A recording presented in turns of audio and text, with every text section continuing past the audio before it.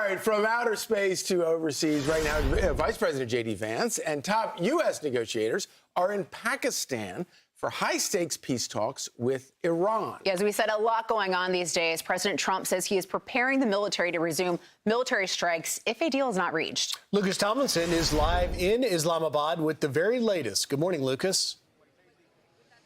Good morning, guys. Less than a week after President Trump declared a 2-week ceasefire, Vice President J.D. Vance is already here for the first face-to-face talks with Iran since that ceasefire has been declared and since the war started 6 weeks ago. And it appears to be a war that both sides want to have ended. And the vice president could potentially be the most senior U.S. leader to meet an Iranian official since the 1979 revolution face-to-face. And Vice President Vance just met with Pakistan's Prime Minister Shehbaz Sharif. Vance arrived here in Pakistan about 5 hours ago. The president's special envoy, Steve Witkoff, and Jared Kushner are also here. Vance was met by Pakistan's Army Chief and Field Marshal Asim Munir. He dressed in civilian clothing. Last night, Munir was in a military uniform when he greeted the Iranian delegation when they arrived late last night. Leading the Iranian delegation, the Speaker of Iran's parliament and former mayor of Tehran. Iran's foreign minister is also here, while Air Force Two was en route to Islamabad.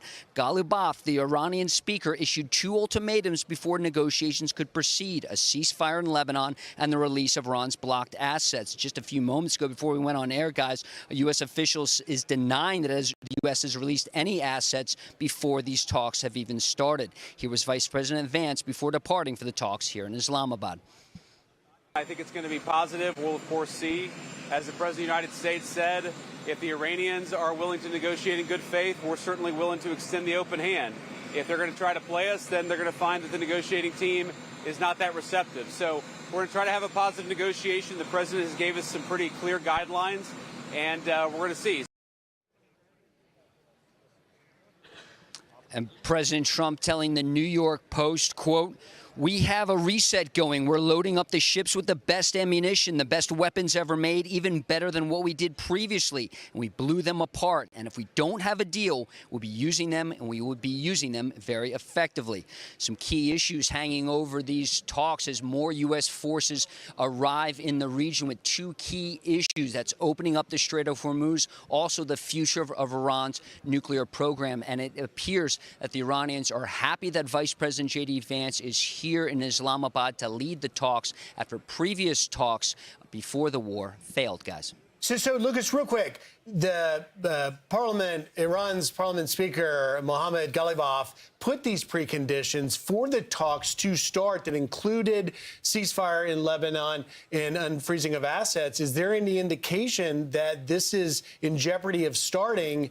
And then on top of that question, I see where you are. Is there an indication that once the talks start, if they do, that we'll see something? We were told before the trip to be wary of what the Iranians are putting out, Griff. And just a few minutes ago, the Iranian side said that the U.S. had agreed to release these assets, billions of dollars in sanctions relief.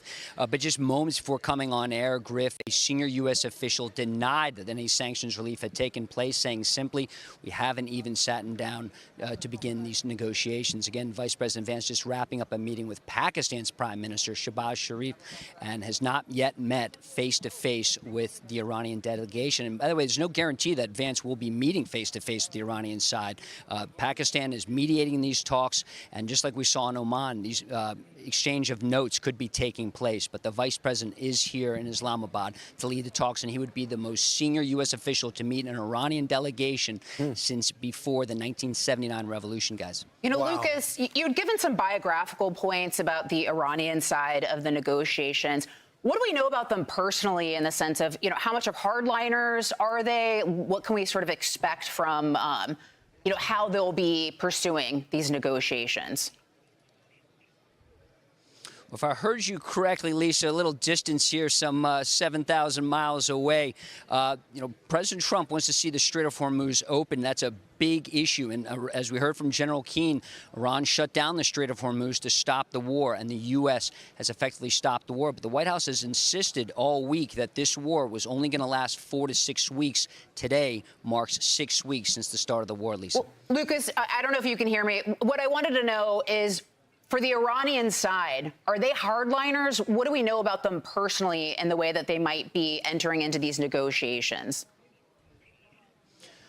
Well, Ghalibaf, the former mayor of Tehran, who is the Iranian speaker, he is someone that some on the U.S. side, the Trump administration, think they can deal with. He's a hardliner, certainly has a career in the Islamic Revolutionary Guard Corps, but he is someone that the Trump administration thinks they can negotiate with. If they didn't, Lisa, Vice President Vance and Steve Witkoff and Jared Kushner would not have boarded those planes and flown here to Islamabad. So it's someone they do feel like they can negotiate with.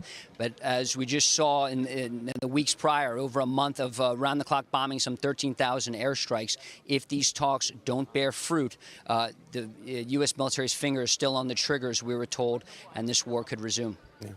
Thank you, Lucas. Good stuff. Thanks, Lucas. Certainly high-stakes negotiations going on here, and an important reminder, as Lucas just pointed out, that President Trump says he still has his finger on the trigger, and if things do not go well and they don't feel like Iran is negotiating in good faith, he will pull that trigger and get back to bombing the ever-living daylights out of Iran.